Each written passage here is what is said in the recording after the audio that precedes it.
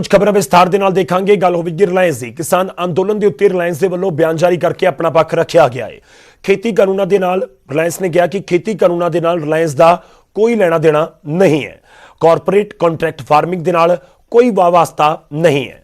रिलायंस ने पक्ष रखा। रिलायंस ने कहा कि तिन्ने खेती कानूनों के नाल उन्हां नूं कोई फायदा नहीं। रिलायंस का नाम कानूनों के नाल जोड़न पिछे घटिया इरादा है। नाल ही बयान दे विच यह भी कहा गया कि कॉन्ट्रैक्ट फार्मिंग च दाखिल होने की रिलायंस की कोई योजना नहीं है। कॉरपोरेट या फिर कॉन्ट्रैक्ट फार्मिंग के लिए जमीन नहीं खरीदी गई। असी किसानों तो कदे सीधा अनाज भी नहीं खरीदते। किसानों को मजबूत और खुशहाल करने के लिए रिलायंस वचनबद्ध है। रिलायंस के वलों बयान दे भी कहा गया कि असी किसानों के नाल शरारती अंसरां दे नाल नहीं हाँ। भंनतोड़ के खिलाफ हाईकोर्ट भी रिलायंस पहुंची है।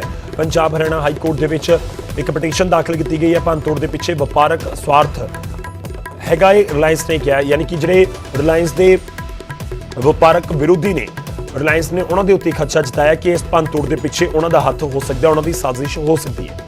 पंजाब के विच भंनतोड़ के पिछे वपारक मुकाबलेबाज और उन्होंने हित ने रिलायंस के बिजनेस को प्रभावित करने की कोशिश की जा रही है। रिलायंस ने अपने बयान में भी कहा कि रिलायंस के अक्स को खराब करने की कोशिश है। रिलायंस के मुलाजमां ਅਤੇ संपत्ति की सुरक्षा यकीनी बनाई जाए। पंजाब के विच कई मोबाइल टावरों को नुकसान पहुंचाया गया है।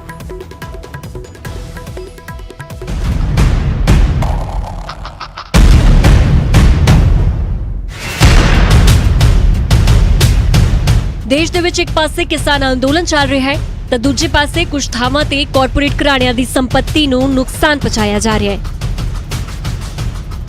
देश की सब तो वड्डी कंपनी रिलायंस पंजाब हरियाणा हाईकोर्ट विच पहुंच गई है।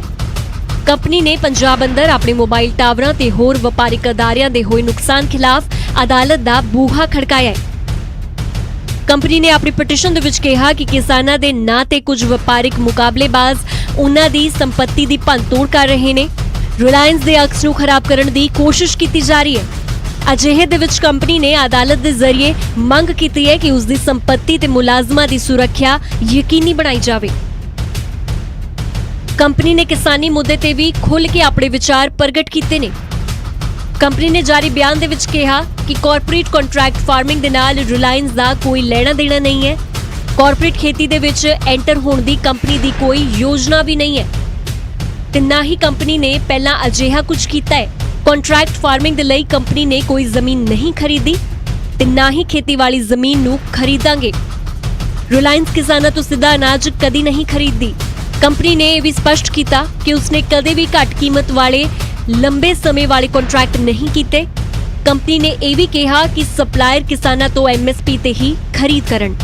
कंपनी ने अपने बयान दे विच यह भी दोहराया कि वो पूरी तरह देश दे किसानां दे नाल ने ते किसानां दी मजबूती अते खुशहाली दे लई वचनबद्ध ने। Bureau report news 18 Punjab. उधर रिलायंस के वलों संपत्ति की भंनतोड़ के खिलाफ हाईकोर्ट जाने के उत्ते सियासत भी गर्म है। बीजेपी कांग्रेस नूं नसीहत दे रही है तो कांग्रेस बीजेपी नूं जिम्मेवारी समझण की सलाह दे रही है।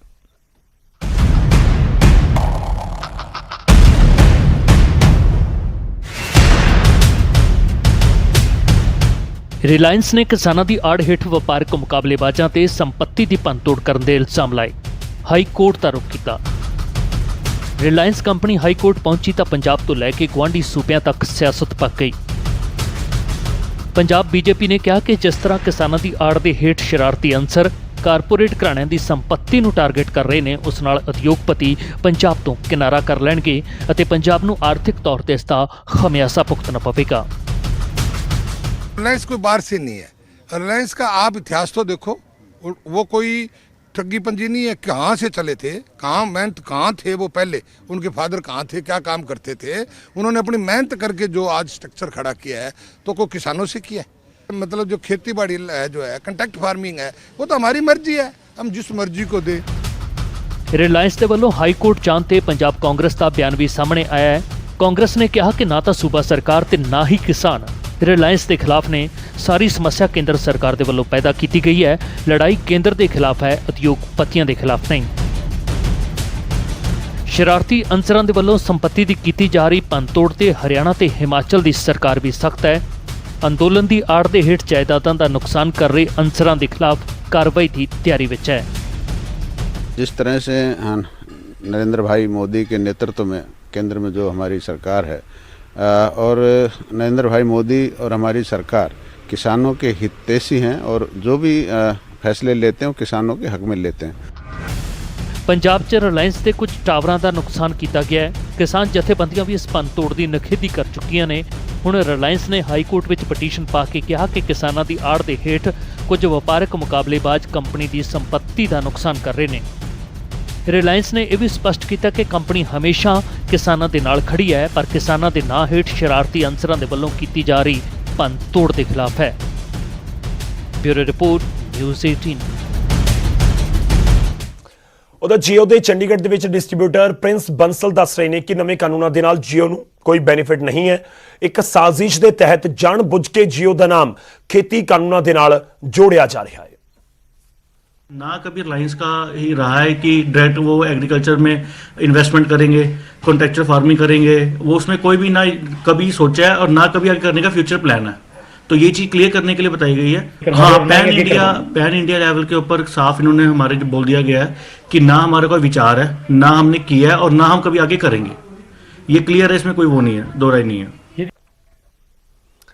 ਇੱਥੇ ਰੁਕਣਾ ਸੀ ਇੱਕ ਛੋਟੇ ਜਿਹੇ ਬ੍ਰੇਕ ਦੇ ਲਈ। ਵਾਪਸ ਆਵਾਂਗੇ ਕੁਝ ਹੋਰ ਖਬਰਾਂ ਨਾਲ। ਇਸ ਤੋਂ ਬਾਅਦ ਇੱਕ ਵਾਰ ਫਿਰ ਤੋਂ ਤੁਹਾਡਾ ਸਵਾਗਤ ਹੈ। 7ਵੇਂ ਦੌਰ ਦੀ ਮੀਟਿੰਗ ਦੇ ਵਿੱਚ ਉਮੀਦ ਕੀਤੀ ਜਾ ਰਹੀ ਸੀ ਕਿ ਫੈਸਲਾ ਹੋਏਗਾ ਦੀ ਗਈ।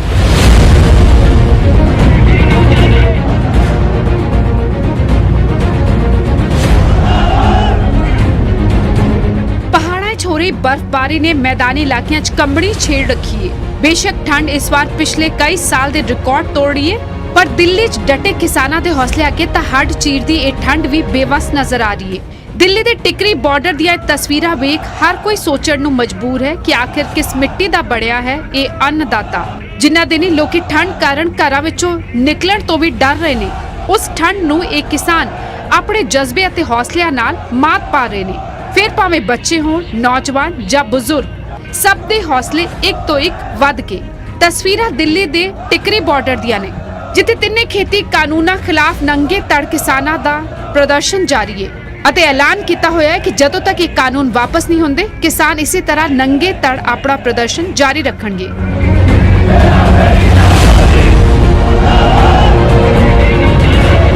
ਕੜਾਕੇ ਦੀ ਠੰਡ ਵਿੱਚ ਕਿਸਾਨ ਨੰਗੇ ਧੜ ਹਰ ਰੋਜ਼ ਟਿਕਰੀ ਬਾਰਡਰ ਤੋਂ ਨਵੇਂ ਬੱਸ ਅੱਡੇ ਤੱਕ ਪ੍ਰਦਰਸ਼ਨ ਕਰਦੇ ਨੇ। ਮਕਸਦ ਇਹ ਹੈ ਕਿ ਇਸ ਹੱਡ ਢਾਰ ਦੀ ਠੰਡ ਵਿੱਚ ਕੱਪੜ ਉਤਾਰ ਕੇ ਸਰਕਾਰ ਨੂੰ ਚੁਕਾਇਆ ਜਾ ਸਕੇ ਅਤੇ ਤਿੰਨੇ ਖੇਤੀ ਕਾਨੂੰਨ ਵਾਪਸ ਕਰਵਾਏ ਜਾਣ। ਟਿਕਰੀ ਬਾਰਡਰ ਤੋਂ ਪ੍ਰਦੀਪ ਧਨਖੜ ਦੇ ਨਾਲ ਬਿਊਰੋ ਰਿਪੋਰਟ, ਨਿਊਜ਼ 18। ਤਾਂ ਹੁਣ ਸਵਾਲ ਇਹ ਹੈ ਕਿ ਕਦੋਂ ਇਹ ਪੂਰਾ ਮਸਲਾ ਹੱਲ ਹੋਏਗਾ, ਕਿਉਂਕਿ ਠੰਡ ਬਹੁਤ ਹੈ ਤੇ ਪ੍ਰਦਰਸ਼ਨ ਤਿੱਖਾ ਵੀ ਕਿਸਾਨਾਂ ਦਾ ਹੁੰਦਾ ਜਾ ਰਿਹਾ ਹੈ। ਇਸ ਬੁਲੇਟਿਨ ਦੇ ਵਿੱਚ ਇੰਨਾ ਇੱਕ ਛੋਟਾ ਜਿਹਾ ਵਕਫੇ ਦੇ ਉਸ ਪਾਰ ਵੀ ਖਬਰਾਂ ਦਾ ਸਿਲਸਿਲਾ ਜਾਰੀ ਰਹੇਗਾ।